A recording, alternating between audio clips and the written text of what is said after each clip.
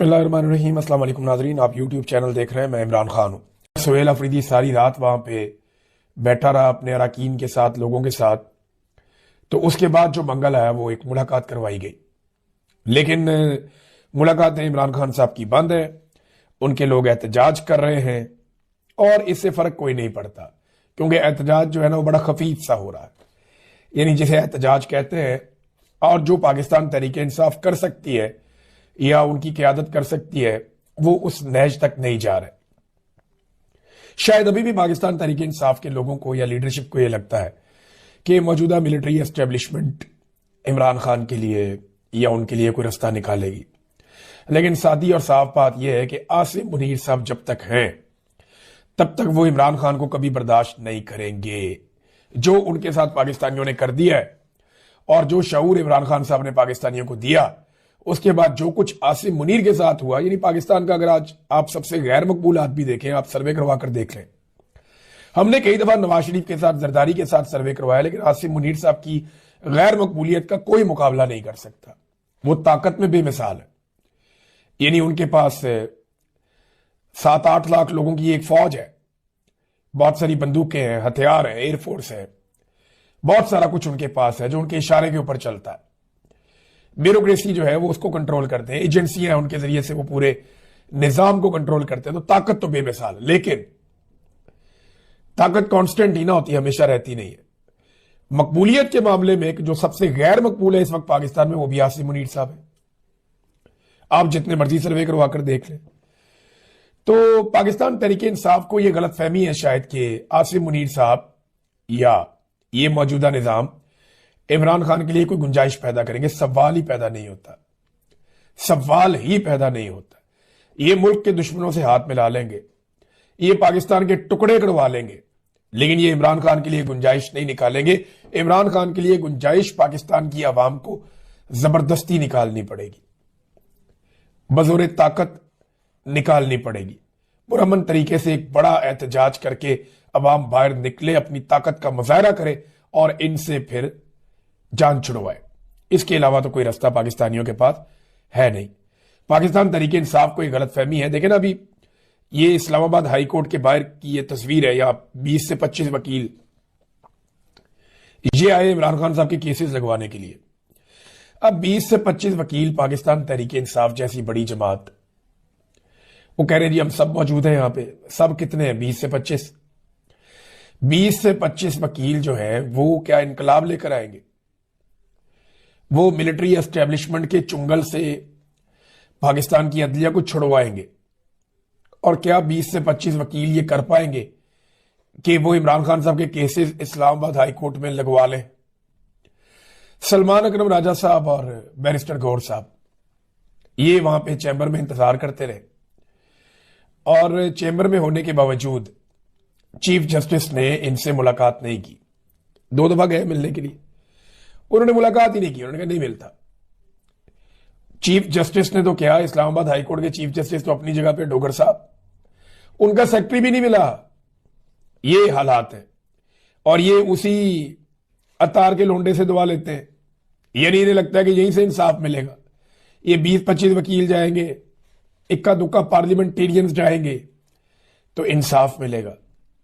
फिर वे कहते हैं 319 पार्लियामेंटेरियंस आ चुके हैं। इकट्ठे तो मैंने कभी नहीं देखे। हाँ, ये कि बार बार आ रहे हैं जा रहे हैं, तो वो इस तरह कर लें आप। 15 चक्कर लगा चुके हैं लेकिन इंसाफ नहीं मिल रहा, तो एक दफा इकट्ठे जाकर देख लें। देखिए, अगर इंसाफ लेना है ना, तो ये ऐसे ना मुलाकात करेंगे ना इंसाफ देंगे। इंसाफ लेने के लिए ये जो 25 वकील हैं, इनकी जगह पे 2500 वकील होने चाहिए। और पाकिस्तान तहरीके इंसाफ के लिए कोई बड़ा मसला नहीं होना चाहिए। सारे वकला रहनुमा है और वकील इमरान खान के साथ खड़े हैं। सिर्फ आपने मामला अपने हाथ में लेना है और एस्टेब्लिशमेंट की तरफ देखना छोड़ देना है कि उनसे उम्मीद बिल्कुल खत्म कर दें आप। वो आपको कुछ भी नहीं देंगे, लिख कर ले लें, आप नहीं देंगे वो आपको कुछ। आसिम मुनीर साहब हमेशा PMLN के साथ और जरदारियों के साथ खड़े होंगे। नवाज शरीफ और जरदारी ये वहीं खड़े होंगे।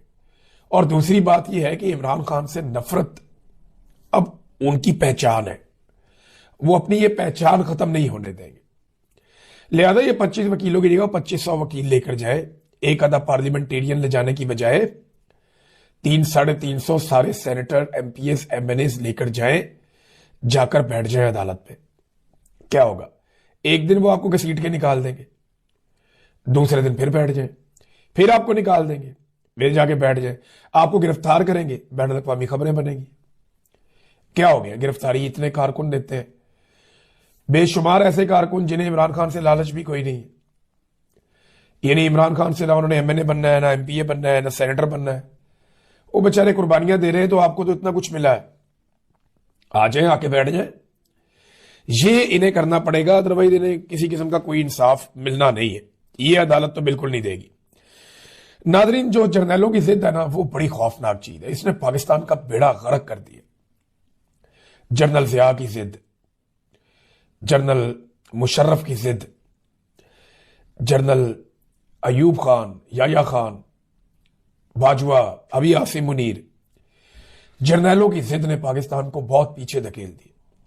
अभी जिद ये है कि हमें हर हाल में जो है वो एक निहत्ती लड़की को उसके शौहर समेत गिरफ्तार करना है, ईमान मजारी को और उनके शौहर हादी अली चट्टा को। बस जिद है और कुछ भी नहीं है। वो करते क्या है? वो मजलूमों के साथ खड़े हो जाते हैं,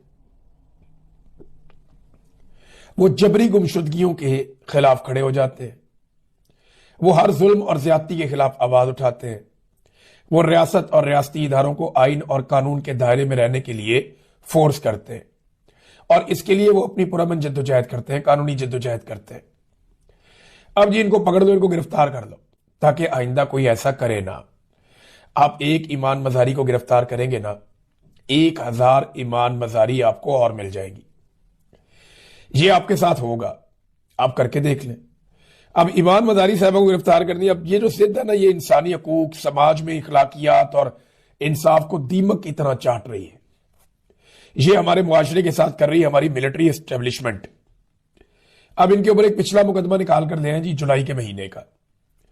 ये देखें, ये मुकदमा लेकर आए जुलाई के महीने का, और इस मुकदमे के अंदर अजीबोगरीब चीजें लिखी हुई हैं। ये मुकदमे में है कि हादी अली चट्टा पिस्तौल से पुलिस वालों पे फायरिंग कर रहा था, किसी कैमरे ने नहीं देखा, कोई सेफ सिटी के कैमरे में नहीं आया। वो तो बेचारे मजलूमों के लिए एहतजाज करने गए थे, उन्होंने कहीं सीधी गोलियां मार रहा था पुलिस अफसरान को। डाल दो पर्चा, और ईमान मजारी में डाल दिया कि इसके हाथ में डंडा था और ये गाड़ियां तोड़ रही थी। हद होती है नाइंसाफी की, बेईमानी की और फ्रॉड की। ऐसी 2 नंबर एफआईआर की है, और पिछली डेटों में की है कि इसमें हमने जनाब जुलाई के महीने से छुपाई हुई है एफआईआर, हमने अब इन मियां बीवी को गिरफ्तार करना है। तो वो अपने बैग शैग साथ लेकर आई है। उनकी वालदा भी आई थी आज कि ठीक है, गिरफ्तार करना है तो कर ले। फिर अगर यही रियासत की जिद हमारे साथ पाकिस्तानी रियासती इदारों ने रख ली है, ये कितना बड़ा जुल्म है जो हमारे साथ हो रहा है। लेकिन फर्क सिर्फ इतना है कि वहां पे गैर मुस्लिम मारते हैं, यहां पे मुसलमान भाई मार रहे हैं। ये उनके लोगों ने वहां खड़े होकर बार बार कहा, लेकिन लोग भागे नहीं, लोग डट गए। कश्मीर के लोग अपने मैंडेट के लिए डट गए हैं। यानी जो सबसे बड़ा मसला है ना, ये बाकी सारे मसले छोटे छोटे हैं। अगर कश्मीर की सियासत से एस्टेब्लिशमेंट के किरदार को खत्म कर दें, अगर कश्मीरी अपना मैंडेट हासिल कर लें और अपने मुंतखब नुमाइंदों से अपनी हुकूमत चलवाएं, तो बाकी सारे मसले हल हो जाएंगे। लोग टैक्स भी देंगे ना, लोगों को पता है टैक्स उनके ऊपर लग रहा है, लोग मामला संभालेंगे भी, लोगों को पता है क्या हो रहा है। और वैसे भी कश्मीर जो है वो एक बहुत बड़ा आलमी नौइयत का पाकिस्तान का केस है। पाकिस्तान ये कहता है कि मकबूजा कश्मीर में भारत जुल्म कर रहा है। अगर ऐसे मनाजर दुनिया में जाएंगे तो भारत को लॉबिंग करने में कितनी आसानी होगी जी। पाकिस्तान भी यही कर रहा है आजाद कश्मीर में। तो होश के नाखून लें, भारत को इस तरह का मवाद या इस तरह के विजुअल या ऐसी चीजें आप ना दें जिससे कल को वो आपके खिलाफ आलमी सतह पर इस्तेमाल कर सके। और ये जो सादा कपड़ों वाले लोग हैं, सब जानते हैं ये कौन लोग हैं, ये क्यों गोलियां चला रहे हैं। एक दो जगह पे कहते हैं जी मुस्लिम कॉन्फ्रेंस और ये जो अवामी एक्शन कमेटी है, इनके बीच में भी झड़पें हुई हैं और उनके नतीजे में भी लोगों का नुकसान हुआ है। बहरहाल हालात कशीदा हैं कश्मीर में, इसके ऊपर हमने नजर रखी हुई है और बहुत सारे इलाके अभी तक बंद हैं। हुकूमत उनके मुतालबात माने, उनका कोई भी ऐसा मुतालबा नहीं है जो कोई पाकिस्तान के खिलाफ हो या पाकिस्तानियत के खिलाफ हो। उनके तमाम मुतालबात जो हैं वो पाकिस्तान के हक में है। कश्मीर से ही सारा पानी आता है जिसके ऊपर आप बड़े बड़े डैम्स बना के आप बिजली बनाते हैं, आपके पूरा मुल्क और मईशत चलती है। अगर अपनी मईशत में से एक हिस्सा आप उन कश्मीरियों पे खर्च कर दें तो इससे कोई फर्क नहीं पड़ता, पूरी दुनिया में ऐसे ही मैनेज किया जाता है। कश्मीरी कहते क्या है, वो ये कहते हैं जनाब ये आप मुराद बंद करें ना अपनी, ये अफसरशाही बंद करें, करप्शन बंद करें, दो नंबरियां बंद करें, और ये जो एस्टेब्लिशमेंट अपने 12 बंदे लाके असेंबली में बैठा देती है जिनके जरिए से वो हुकूमतों को कंट्रोल करते हैं, वो बंदे बैठाना बंद कर दें।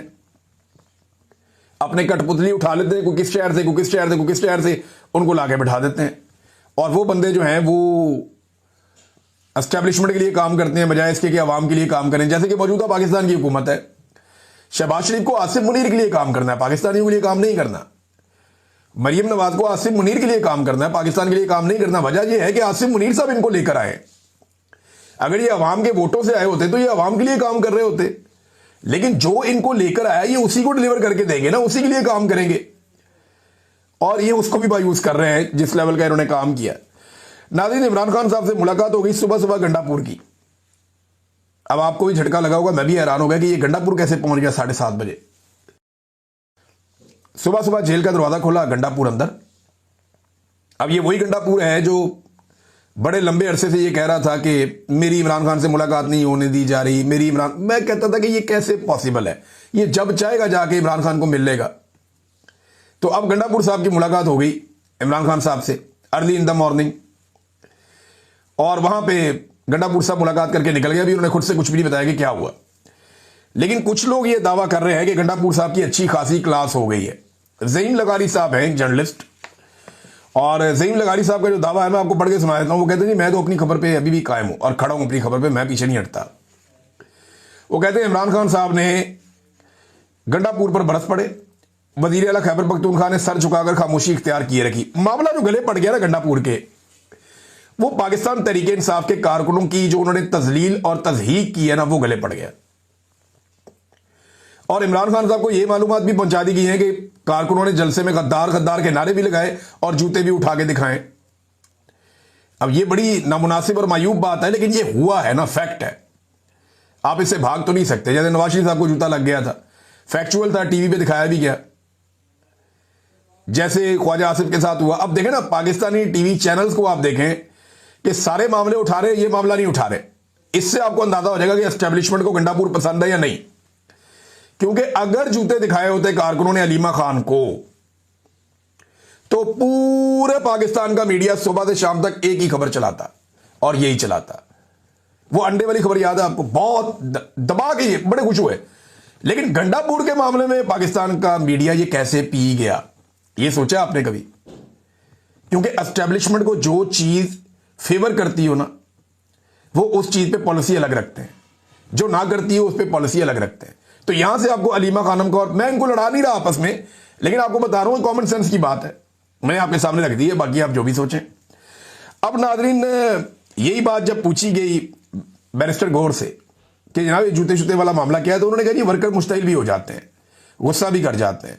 हमारी जमात में जमहूरियत है और यही जमहूरियत का हुस्न है कि लोग अपनी राय का इजहार करते हैं। बाकी जमातों में वाकई ऐसे नहीं होता। पाकिस्तान तहरीक इंसाफ का वर्कर जो है वो लीडर पे भी चढ़ के रहता है। इमरान खान साहब भी गलत फैसला करें तो सामने आगे खड़ा हो जाता है। बुज़दार वाले फैसले पे पाकिस्तान तहरीक इंसाफ के कारकुनों ने इमरान खान साहब की नाक में दम किए रखा, और वो हमेशा ये कहते थे, बार बार सोशल मीडिया कहता था कि ये फैसले को हम सपोर्ट नहीं कर सकते। और बुज़दार को पाकिस्तान तहरीक इंसाफ के सोशल मीडिया ने एंड ऑफ द डे तक कोई सपोर्ट नहीं दी, जिस तरह की सपोर्ट इमरान खान साहब चाहते थे कि उसको मिले। बहरहाल जो कारकुनों की तज़हीक की है गंडापुर ने, कचरे के ढेर के ऊपर बुला के और बदबूदार इलाके में बुला के, कुछ लोग कह रहे हैं जनाब कि इनकलाब ऐसे तो नहीं आता बदबूदार। ओ भाई, पाकिस्तान तहरीक इंसाफ की हुकूमत है, और जहां हुकूमत है वहां तो कोई चज की जगह के ऊपर जलसा कर ले। जिस जगह पे पाकिस्तान तहरीक इंसाफ की हुकूमत है, जिस सूबे में, वहां तो किसी बेहतर जगह के ऊपर जलसा किया जा सकता था, लेकिन कचरे और बदबू के ढेर के ऊपर आवाम को बुलाया गया ताकि लोग कम से कम आए। फिर जिस तरह की रुकावटें डाली गई वो भी हमारे सामने, लेकिन इसके बावजूद लोग बहुत बड़ी तादाद में पहुंच गए। तो फिर गंडापुर साहब ने पहले तकरीर कर दी, ताकि क्योंकि गंडापुर साहब ने जैसे ही तकरीर की लोग गुस्सा होना शुरू हो गए, और इवन लोग वापस मुड़ना शुरू हो गए। तो ये हालात, गंडापुर साहब बहुत गैर मकबूल है पार्टी में, ये तो हमें आइडिया था। मैं पहले भी आपको ये कह चुका हूं कि गंडापुर साहब की मकबूलियत बढ़ गई है। अब वो गलती से भी ये फजलुर रहमान